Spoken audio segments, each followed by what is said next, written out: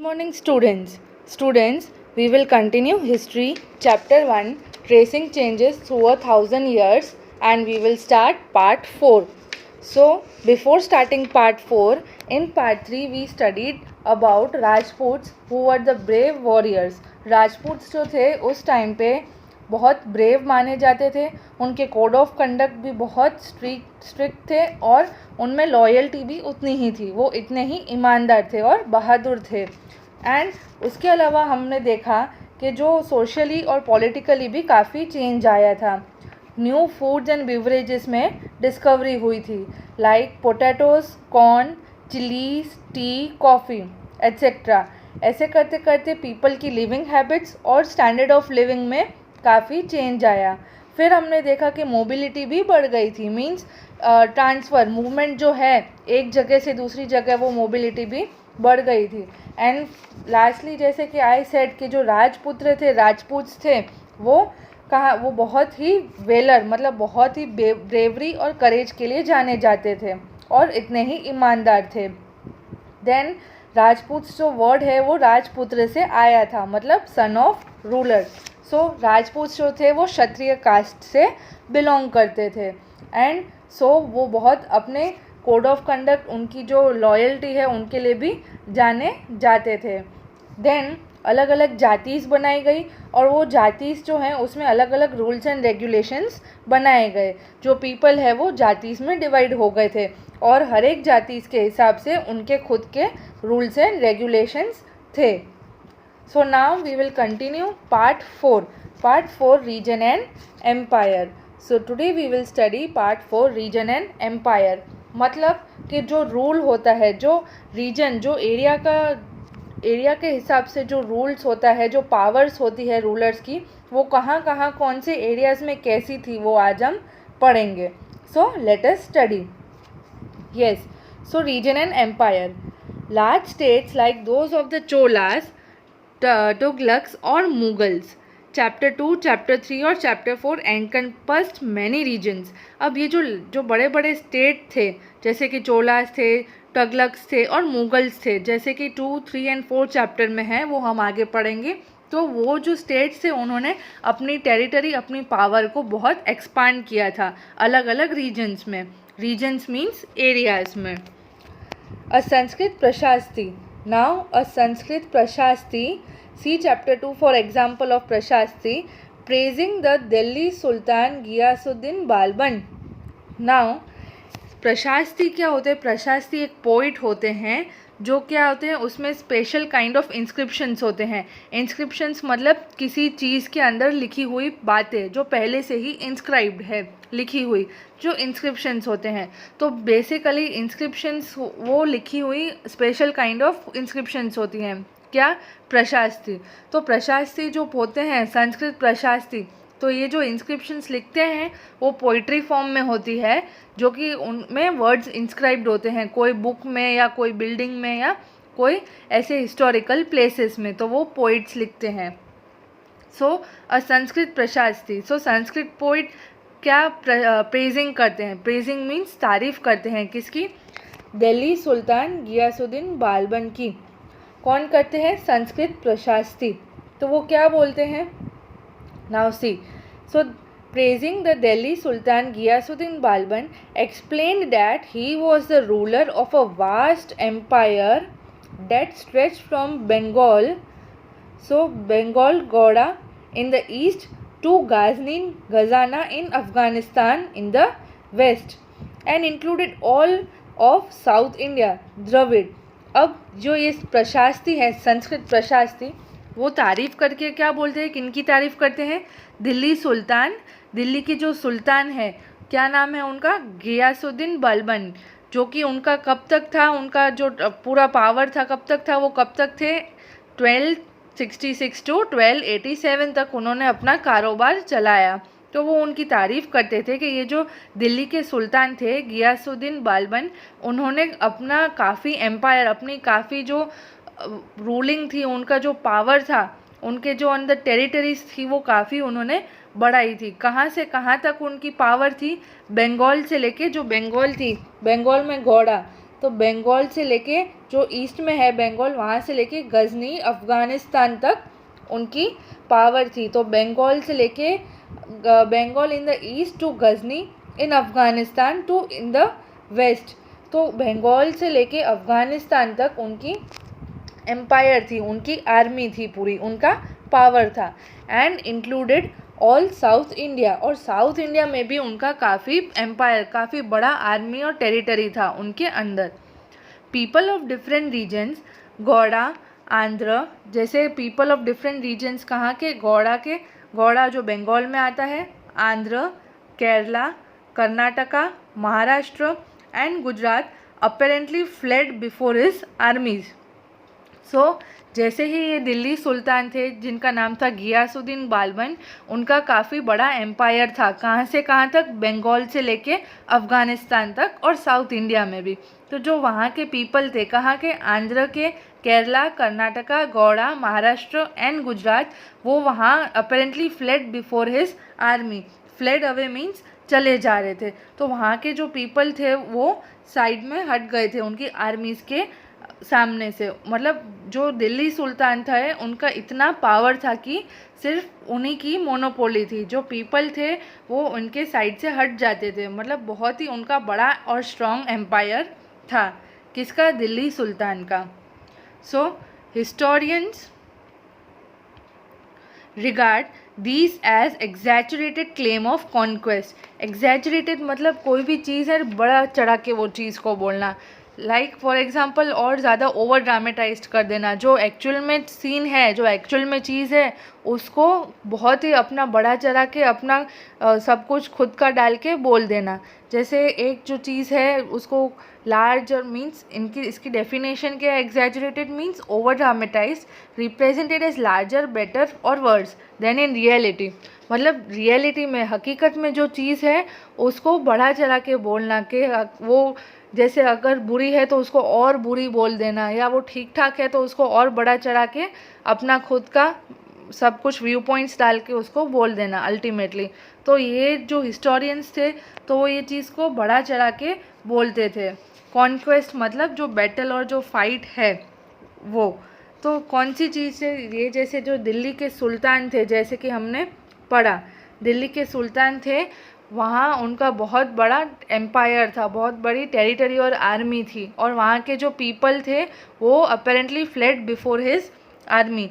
तो वहाँ के पीपल आर्मी से दूर जाते थे क्योंकि उनकी आर्मी फोर्स बहुत स्ट्रॉन्ग थी, तो वहाँ पीपल्स की नहीं चलती थी। तो ये जो हिस्टोरियंस हैं वो उन्होंने ये बात को काफ़ी बड़ा चढ़ा के बोली। At the same time, they try to understand why rulers kept claiming to have control over different parts of subcontinent. तो जो historians है, जैसे कि we have studied earlier कि historians का काम क्या है, अपनी investigation को आगे बढ़ाना, अपनी research करना। तो जो historians थे उन्होंने ये बात बड़ा चढ़ा के बोली कि वहाँ के जो people थे वो आर्मी से दूर भागते थे। ठीक है, जो एम्पायर था दिल्ली सुल्तान का वो इतना पावरफुल और बहुत मोनोपोली थी, बहुत उसमें अथॉरिटी थी कि किसी की नहीं चलती थी। तो ये चीज़ को ज़्यादा बड़ा चढ़ा के बोलते थे historians. So at the same time they try to understand why rulers kept claiming to have control over different parts of the subcontinent. So जो हिस्टोरियंस थे वो ये भी बता रहे थे कि जो रूलर है उनका कंट्रोल ऐसे कहाँ कहाँ और क्यों ऐसे होता था, कौन से पार्ट्स में, कौन से स्टेट या कौन से एरियाज़ में होता था सब कॉन्टिनेंट में। So moving further, yes, so bye 700 many regions already possess distinct geographical dimensions and their own language and cultural characteristics. अब धीरे धीरे बाय 700 में मैनी रीजन्स, जो अलग अलग रीजन्स, जो अलग अलग एरियाज़ थे, उनकी जोग्राफिकल डायमेंशंस मतलब जो लोकेशन है, जोग्राफिकल मीन्स जो लोकेशन होती है वहाँ पे प्लेस की, वो ऑलरेडी एक्सपांड हो रही थी। किस टर्म में, उनकी ओन लैंग्वेज में और कल्चरल कैरेक्टरिस्टिक्स में। मतलब जो भी अलग अलग प्लेसेस, जो भी अलग अलग रीजन्स थे, उनकी खुद की ओन लैंग्वेज और उनका खुद का कल्चर डेवलप हो रहा था। अलग अलग सबका था, अलग अलग रीजन्स में अलग अलग कल्चर और लैंग्वेजेस डेवलप हुई। You will learn more about these in chapter 9। ये चीज़ को, ये जो डिटेल में हम चैप्टर 9 में पढ़ेंगे ये टॉपिक को। They were also associated with specific ruling dynasties. अब हर एक जो रीजन था उसमें कोई ना कोई रूलर का पावर था, हर एक रीजन में अलग अलग रूलर्स का पावर था, तो वो जो रीजन है वो रूलर की पावर से पहचाना जाता था। अलग अलग जो सब कॉन्टिनेंट्स थे, जो अलग अलग जोग्राफिकल लोकेशंस थे, उसमें हर एक में खुद का रूलर जो होते हैं, जो किंग्स होते हैं, जो एम्पायर्स होते हैं, काफ़ी बड़े एक्सपांडेड फॉर्म में होता था और अलग अलग स्टेट या अलग अलग रीजन के हिसाब से अलग अलग रूलर्स का वहाँ पे पावर होता था। So they were also associated with specific ruling dynasties. जो डायनेस्टीज़ होती हैं, रूलिंग डायनेस्टीज़ होती हैं, जो वहाँ पे एम्पायर या सुल्तान्स होते हैं, तो वो अलग अलग उसमें अलग अलग रीजन में थे। डायनेस्टीज़ मतलब it is a type of hereditary rulers. एक जो रूलर है उसका बेटा, फिर उसके बेटे का बेटा, देन उसके बेटे का बेटा, जो हेरिडिटरी होती है वो सिस्टम फॉलो होती थी। मतलब जो जो किंग की जो प्लेस थी, जो उसका पूरा रूलिंग होता है, जो सिस्टम होता है, तो वो कौन संभालता था? हेरिडिटरी था। जो सिंहासन हम बोलते हैं, तो वो एक किंग की डेथ हो जाए तो उसके जो उसको किंग का कैसे मिला था, उसको पावर उसके फोर फादर से मिला था, हेरिडिटरी जिसको बोलते हैं। तो जो जिसकी डेथ होती थी तो उसके जो सन, फिर सन के सन, ऐसे करके पूरा जो हेरिडिटरी था वो उसमें सिस्टम था, ऐसे संभाले जाते थे। So there were considerable conflict between the states. तो अलग अलग झगड़े भी होते थे स्टेट्स में, क्योंकि कभी कोई व्यू पॉइंट मैच नहीं होते थे या कुछ टकराव हो जाता था, झगड़ा होता था, जो अलग अलग स्टेट्स में होता था अलग अलग डायनेस्टीज़ के वजह से। So dynasties means they are line of hereditary rulers of country, जो पुरखों से चले आते थे। जो एक जो रूलर होते हैं वो मर गया तो उसके जो होते हैं सन संभालता था, फिर सन का सन संभालेगा, फिर वापस थर्ड जनरेशन, फोर्थ जनरेशन जो आपस में संभालते हैं, हेरिडिटरी होती है। तो वो जो डायनेस्टीज़ थे वो एक्सपांड हो रहे थे अलग अलग स्टेट्स में, और फिर वहाँ पे कॉन्फ्लिक्ट्स भी नज़र आते थे। Occasionally dynasties like the Cholas. अब ये जो अलग अलग डायनेस्टीज़ है जिनका नाम है Cholas, Khaljis, Tughlaqs and Mughals were able to build an empire that was pan-regional, spanning diverse regions। अब ये अलग अलग डायनेस्टीज़ हैं जो पुरखों से चली आती हैं, जो हेरिडिटरी होती हैं। इनके क्या कौन से हैं डायनेस्टीज़? चोलास है, so Cholas, Khaljis, Tughlaqs and Mughals were able to build an empire that was pan regional. अब पैन रीजनल का मतलब क्या होता है कि उनकी कंट्री से ही सिर्फ सीमित नहीं, उनकी जो उनका जो बॉर्डर होता है, जो स्टेट का बॉर्डर होता है, उसमें तो है ही उनका रूलिंग पावर है ही, बट स्टेट के बॉर्डर के आउटसाइड भी थोड़ा उनका पावर होना, तो पैन रीजनल बोलते हैं। उनके रीजन में, एरिया में उनकी तो ये जो रूलर्स थे, डायनेस्टीज़ है, उनका तो पावर चलना ही, बट उनके जो रीजन के बाहर भी हम निकले, जो उनकी बॉर्डर पे निकले, तब भी उनका इतना पावर होता था। किनका? चोलास, खालजीज, तुगलक्स एंड मुगल्स का। तो उन्होंने इतना स्ट्रॉन्ग एम्पायर उन्होंने बनाया कि वो पैन रीजनल था, मतलब उनके ही सिर्फ एरिया में नहीं था, उनके एरिया के बॉर्डर में भी जाए तभी भी उनका इन्फ्लुएंस था। कैसे कैसे था? इकोनॉमिक, पॉलिटिकल एंड कल्चरली था। तो वहाँ पे भी उनकी पावर्स का काफ़ी ऊपर था, बहुत हाई था उनका पावर स्टेट के बॉर्डर्स में। Not all empires were equally stable और सक्सेसफुल। मतलब जो अलग अलग एम्पायर्स थे, किसके? चोलास, खालजीज, जैसे कि हमने देखा चोलास, खालजीज, तुगलक्स एंड मुगल्स, तो इसमें अलग अलग सब एक साथ स्टेबल नहीं थे, किसी का ज़्यादा पावर था तो किसी का कम था। पैन रीजनल जिसको बोलते हैं कि जो उनका रीजन में जो पावर था उसके अलावा भी उनकी बॉर्डर जो होती है स्टेट की, वहाँ पे भी उनका पावर होता था, बट कोई स्टेबल नहीं था, ऐसे किसी का फिक्स नहीं था, किसी का ज़्यादा पावर था तो किसी का कम पावर था।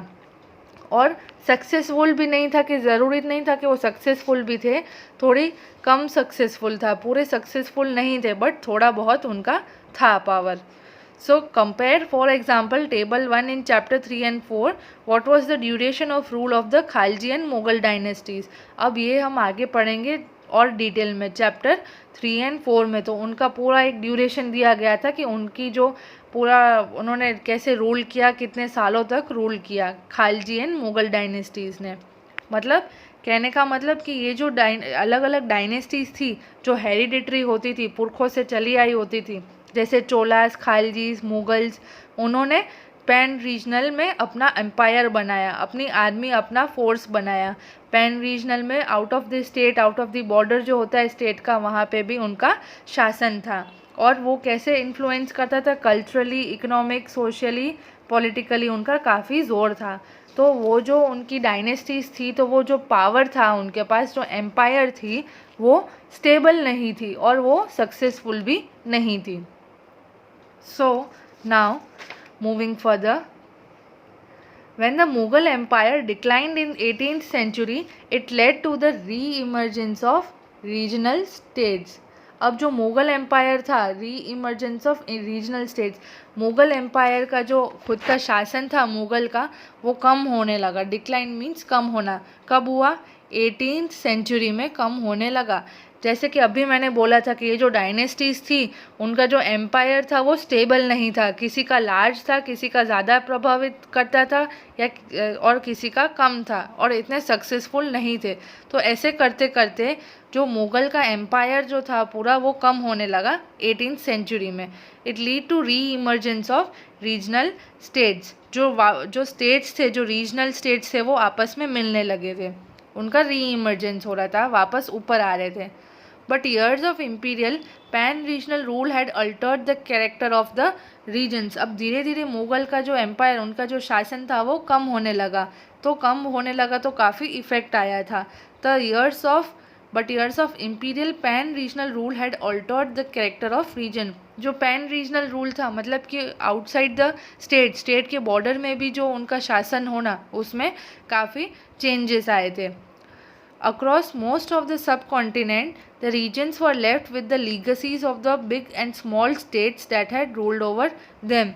तो उन्होंने ये इसमें बता रहे हैं कि जो कॉन्टिनेंट्स होते हैं, सब कॉन्टिनेंट्स होते हैं, उसमें भी जो लीगसीज होती हैं वो बाकी रह गई थी। किसमें? Regions were left with legacies of the big and small states that had ruled over them. So जो इनका शासन था मुग़ल एम्पायर का, वो उनका शासन काफ़ी कम होने लगा।